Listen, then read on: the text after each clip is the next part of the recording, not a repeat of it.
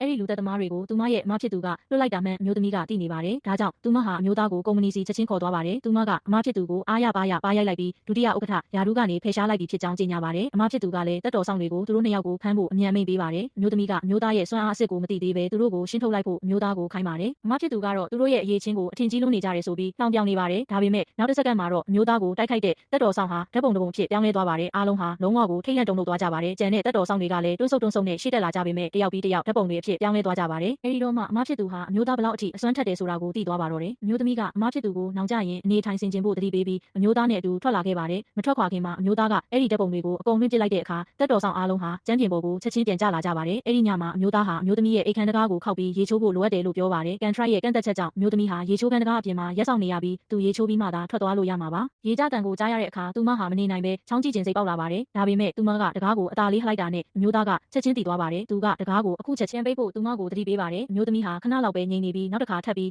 ချောင်းကြည့်ဖို့စူးစမ်းပြန်ပါတယ်အဲ့ဒီအချိန်မှာပဲအမျိုးသားကရေချိုးခမ်းတကားကိုချက်ချင်းဖွင့်လိုက်ပါတယ်သူမဟာလန့်သွားပြီးဟန်ချက်ပြက်ကလဲကျလူနီးပါးဖြစ်သွားပါတယ်အမျိုးသားကသူမကိုအချိန်မီဖမ်းထိန်ပေးလိုက်ပေမဲ့သူမထိမိလိုက်တဲ့နေရာကအရေပြားဟာရုတ်တရက်မီးတောက်တွေထွက်ပေါ်လာပါတယ်တကယ်တော့ဒီမျိုးသားဟာစန့်ကျင်ဘက်လိန်နဲ့ထိတွေ့မိရင်ဓာတ်မတည့်တဲ့ဝေဒနာရှိနေတာကြောင့်ဖြစ်ပါတယ်